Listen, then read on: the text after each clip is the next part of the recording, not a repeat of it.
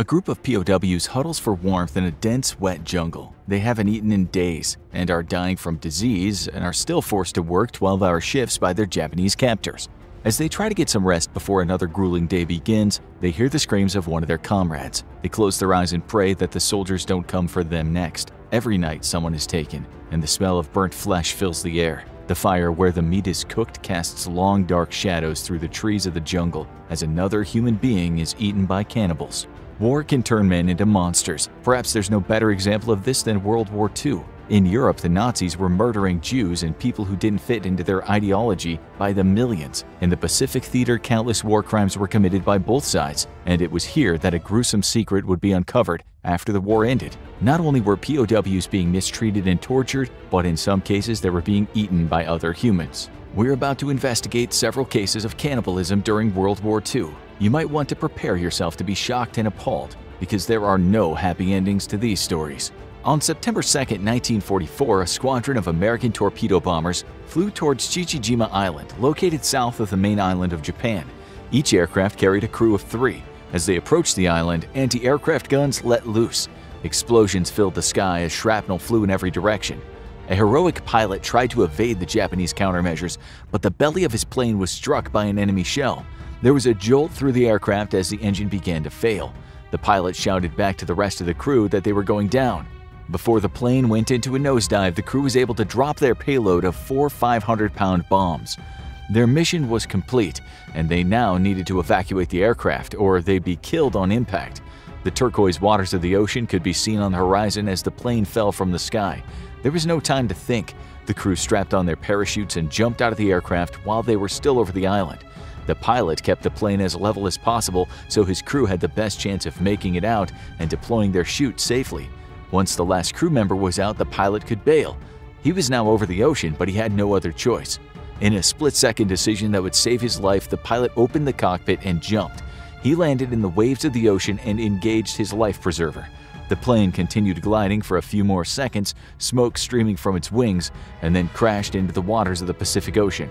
The pilot looked to the sky and watched as his crew's parachutes descended toward the island of Chichijima and disappeared into its jungle. When the crew of the aircraft landed, they unclipped their parachutes and slowly made their way through the thick foliage. Unfortunately, the island was controlled by the Japanese, and enemy soldiers quickly located them. They held the American soldiers at gunpoint and led them to their encampment. It was there that the POWs were tied up and held captive. As the sun rose the next day, the Japanese soldiers began to torture the Americans for information. The war in the Pacific had been raging for almost 3 years, and both sides were looking for any advantage they could get. Throughout the war, POWs had been mistreated by Allied and Axis powers in an attempt to uncover valuable info, but this Japanese regiment would take things to a whole new level. The American airmen were stabbed with bamboo spikes, waterboarded, and beaten mercilessly. They didn't give up any information and refused to help the Japanese, which would cost them their lives. When the Japanese soldiers realized they would never get the information they wanted out of the Americans, they cut off their heads.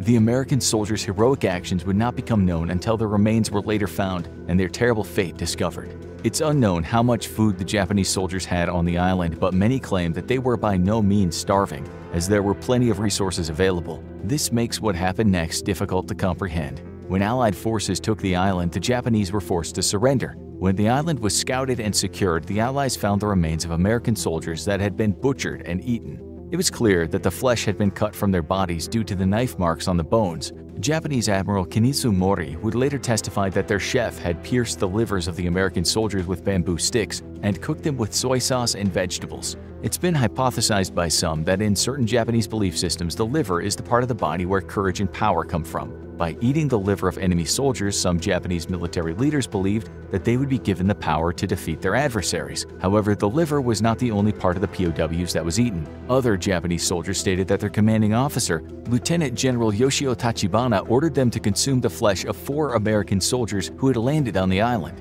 The most disturbing part of all was that this was not an isolated incident. It's not totally clear what the motives behind the cannibalism on Chichijima were. Some of the soldiers who ate the human flesh might have been starving, but several accounts do suggest that the Japanese officers planned this human sacrifice on the island. Either way, 8 men who crashed on Chichijima were all killed, and at least 4 of them were consumed by Japanese soldiers. The day the plane went down over Chichijima, the pilot who bailed out just before the aircraft hit the ocean watched his crew land on the hostile island. When their parachutes disappeared into the jungle canopy, he began looking around for any form of rescue. There appeared to be nothing else around but waves and the debris from crashed aircraft as far as the eye could see. The current dragged him further and further out to sea. Suddenly, something started to bubble from below. The ocean's waters began to swirl all around them. It was as if a giant creature were ascending from the depths to eat him. The pilot tried desperately to swim away just as the top of a submarine broke the water's surface. It was the USS Finback. The submarine had been dispatched to find survivors from planes that had crashed during the air raid. Filled with joy, the pilot began swimming toward the Finback. He was worried about his crew, but there was nothing he could do for them at the moment. As sailors aboard the submarine pulled the pilot into their vessel, they asked what his name was. George H.W. Bush, the man replied. Unknown to everyone on board, they just rescued the future 41st President of the United States of America. George Bush continued on with the crew of the USS Finback to rescue more downed airmen. But the fate of the men aboard the plane wouldn't be known until years later. It wasn't until a researcher put all the pieces together and presented them to the former president in 2003 that Bush found out the gruesome fate he was saved from the day his plane crashed just off the island of Shishijima. This wasn't the only time that American soldiers would be tortured and eaten by the enemy. In another true horror story, 2 members of a downed B-29 bomber were captured and brought to a medical facility where they would undergo medical experiments. One medical student who was stationed at the facility recounted later that the men were brought into the lab blindfolded. They'd been injured when the bomber crashed and were led to believe that they were at the hospital to have their wounds treated. However, nothing could have been further from the truth. One of the U.S. soldiers was injected with salt water to see what effects it would have on the body. The other had his chest cut open and a lung removed. The doctors wanted to know how the respiratory system would respond with only one lung. These were only 2 of many medical experiments that were done on prisoners of war at the time. The most disgusting part is that some of the organs and body parts that were removed may have then been eaten by hungry Japanese soldiers. The war had taken a psychological and physical toll on many. Cannibalism was not an isolated incident, and it did not just happen on one island. In fact, there were accounts of cannibalism across the entire Pacific theater during the time, and each instance was more terrifying than the last. After the war, the atrocities of the Japanese Suzuki unit stationed in the Philippines were uncovered. The Suzuki unit was deployed into the Bukidnon region of the southern Philippines at the beginning of the war. Their mission was to combat any American or Filipino resistance forces in the region. Every day was hot and humid. The Japanese soldiers hiding in the jungles of the Philippine mountains would lose large amounts of water through sweat each day and expend vast amounts of energy just trying to hold their position. It was a brutal environment, and one that likely drove many soldiers crazy. The bugs would constantly be biting, and diseases would make life absolutely miserable. When the Suzuki unit had been deployed, they had only enough rations and resources to last them several weeks. But as the fighting continued and supply routes were cut off, they found themselves foraging for food and stealing from local villages in the mountains.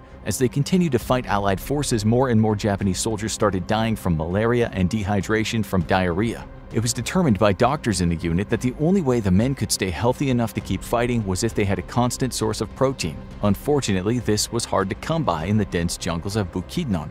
The Japanese had killed and eaten local farmers' pigs, livestock, and chickens, and now the only source of protein left were bugs and other humans. The Japanese started to eat the bodies of prisoners who died from illness or injuries. There were also cases of POWs being executed for trying to escape and then immediately being flayed and cooked to feed the Japanese troops. In testimonies by Japanese soldiers, they described in detail how they would sometimes have to sneak into nearby Filipino villages in order to find the victims to cannibalize. In the cover of night, Japanese soldiers would enter a village. If there was someone out alone, they would come up behind them and render them unconscious with the butt of their gun before they could alert others in the village that something was wrong. The soldiers would then bring the victim back to camp, where they would cut meat from their skeleton and eat it to obtain the protein they needed.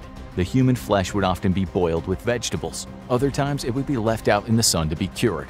The Suzuki unit's cannibalistic activity was likely done exclusively to stay alive, although surrendering might have been a better option in hindsight. When American forces captured the Suzuki unit and entered their camp, they were horrified at what they found. The human flesh was still in the process of being cooked, and human skeletal remains littered the ground. It became clear very quickly that the Japanese soldiers had been surviving off of human meat for some time. When the remains were examined, it appeared that many of the humans who had been consumed were Filipinos. 9 members of the Japanese unit were sentenced to death for their actions. However, many more likely ate human flesh at the time to keep from starving to death. Surrender was not an option for the Japanese, as they would rather fight to the death than surrender to the Americans and dishonor their country. This was true even if it meant hiding in the jungle and living off human flesh for years. Before World War II officially broke out in the Pacific, Japanese forces had been securing as many strategic points as possible. One of these places was Papua New Guinea. Japanese troops were sent to the region relatively early on in the conflict to establish airfields and naval ports to make attacking Australia possible.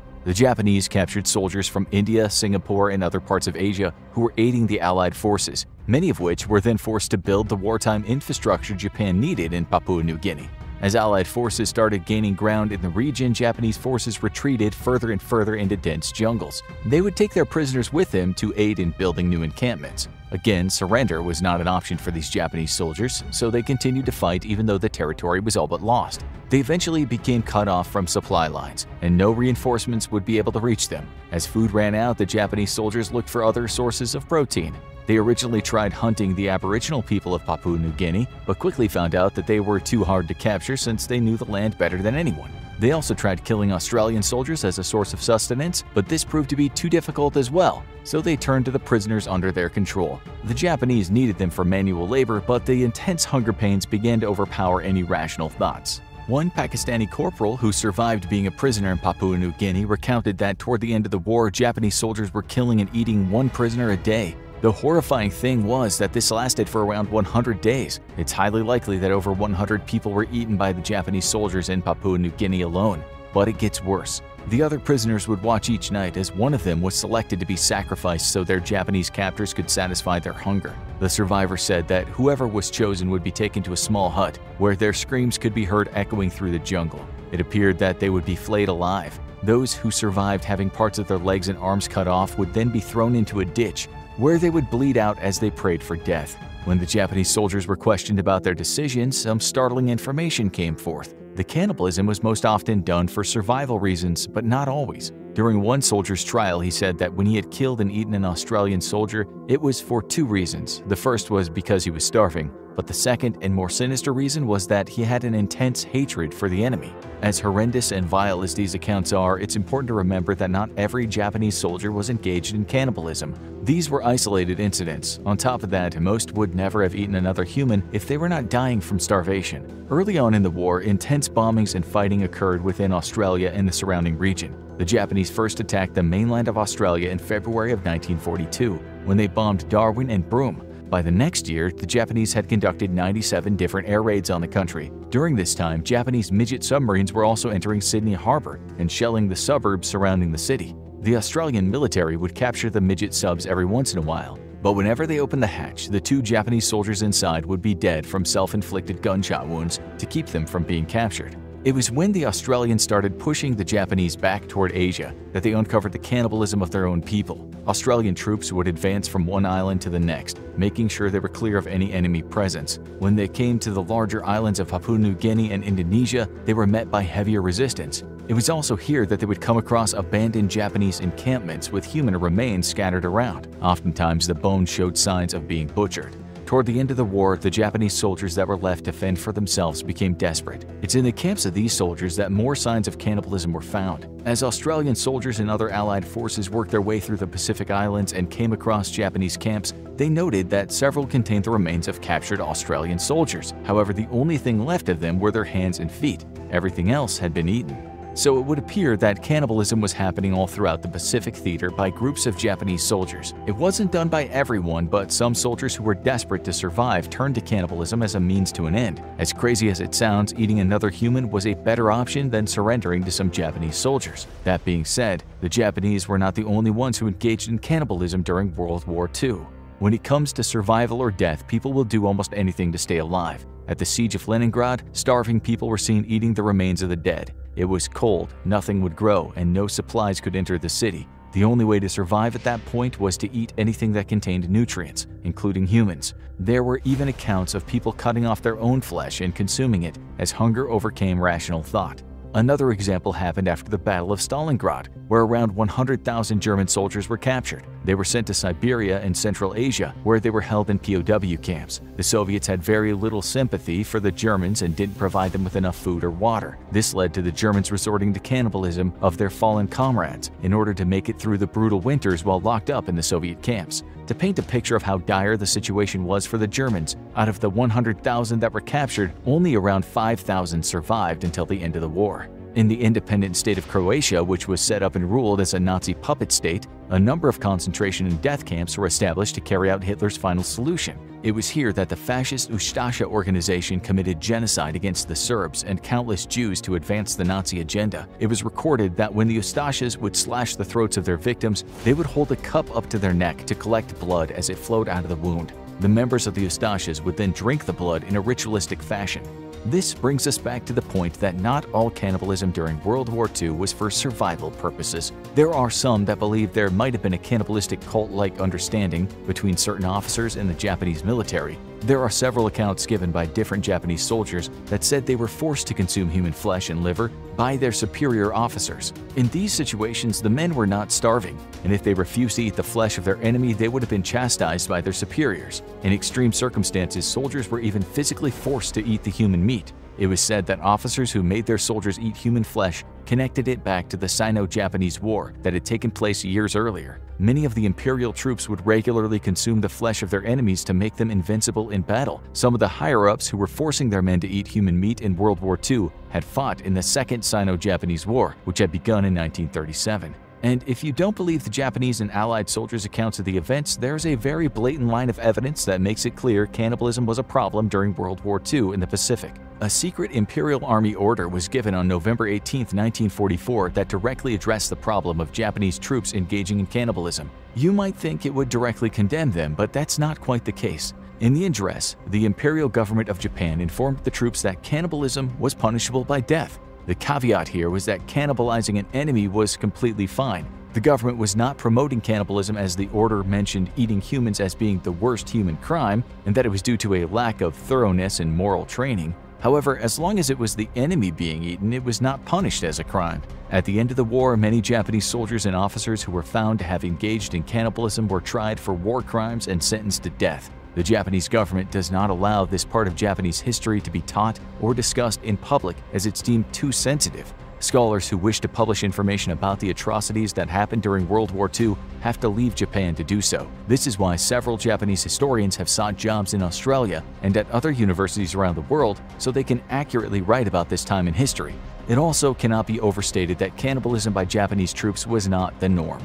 There might have been a cult among certain military leaders that incorporated the ritualistic eating of the liver, but that has not been proven. Most soldiers who did engage in cannibalism did so to stay alive, just like many people have done throughout history in dire situations. The Japanese people were never a society of cannibals, and the atrocities that happened in World War II were never part of the Japanese culture. Now watch Insane Story of Cannibal Clan that terrorized Europe, or check out Cannibal Island, the real battle royale.